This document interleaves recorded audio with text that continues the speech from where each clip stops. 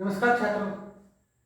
आज मैं आपको कक्षा 9वीं विषय हिंदी इस विषय हिंदी में निबंध लेखन में जो अगला जो प्रकार है उसका नाम है कल्पना प्रधान निबंध। और इस निबंध का नाम है यदि संगणक न होता। तो ये जो कल्पना प्रधान निबंध है उसका नाम जो है यदि संगणक न होता तो कैसे लिखना चाहिए। तो छात्रों ध्यान दीजिए, आज दुनिया संगणक के हाथ में है। आने वाला युग संगणक का युग होगा। संगणक मानव मस्तिष्क की एक अद्भुत खोज है। इसे चमत्कारों का खजाना कहा जाए तो अतिशयोक्ति न होगी।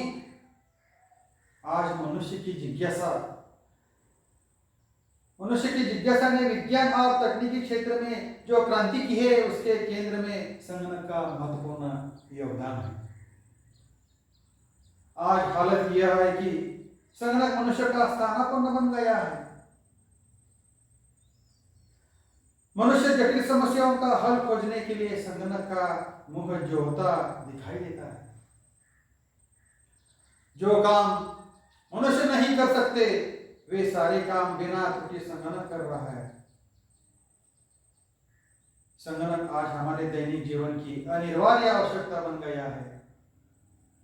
यदि संगणक न होता तो रेल टिकट आरक्षण तथा बैंकों, कारखानों, प्रयोगशालाओं, शोध संस्थाओं, अस्पतालों, विभिन्न कार्यालय, पुस्तकालय, खेल, विज्ञान, समाचार पत्रों, मुद्रण कला, विभिन्न चैनलों आदि का काम जितनी तेजी से हो रहा है उतनी तेजी से न हो पाता।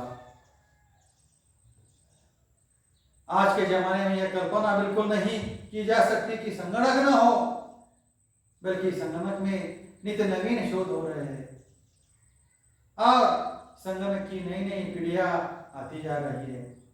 अब वह दिन दूर नहीं जब संगणक वे सारे काम करने लगेगा जो मनुष्य कर रहा है। वैसे अधिकांश कार्य आज रोबोट ही कर रहा है। तो छात्रों, आज मैंने कल्पना प्रधान निबंध यदि संगणक न होता इसके बारे में मैंने आपको बताया है। उसके बाद अगला जो प्रकार है वो उसका नाम है निबंध का प्रकार है उसका नाम है आत्मकथनात्मक निबंध। और निबंध का नाम है पुस्तक की आत्मकथा। तो छात्रों, ये निबंध कैसे लिखना चाहिए।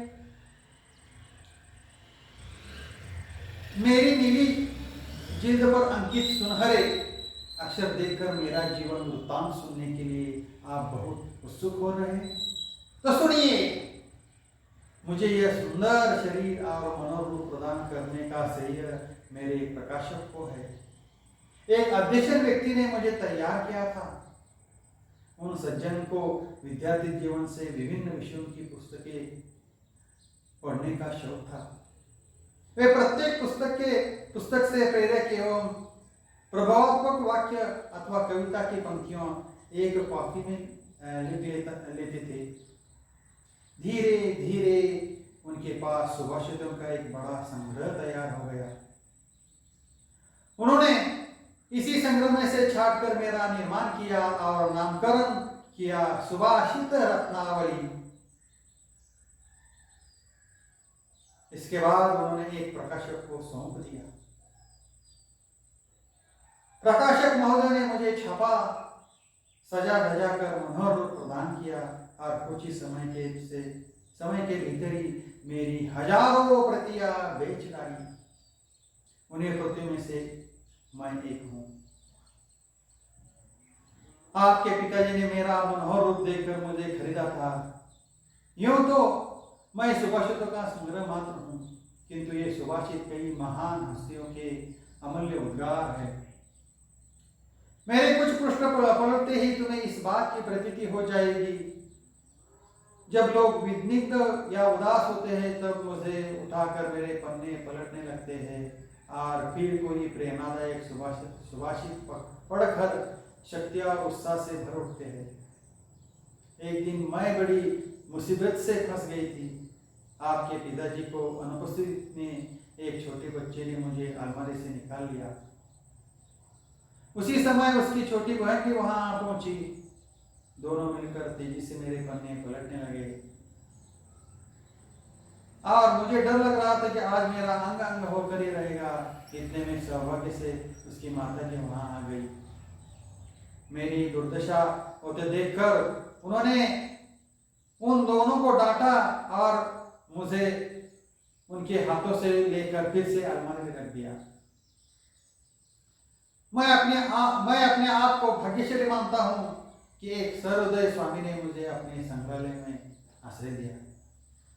तो छात्रों, आज मैंने आपको दो निबंध के बारे में जानकारी दी। पहला ये उसका नाम है कल्पना प्रधान निबंध, उसका नाम है यदि संगणक होता, और दूसरा जो है आत्मकथनात्मक निबंध, उसका नाम है पुस्तक की आत्मकथा। उसके बाद मैं आपको स्वाध्याय के लिए कुछ निबंध देता हूँ, वो आप काफी में लिखिए, जरूरी लिखना जरूरी है। निबंध का नाम है किसान की आत्मकथा, और दूसरा निबंध का नाम है मनोरंजन के आधुनिक साधन।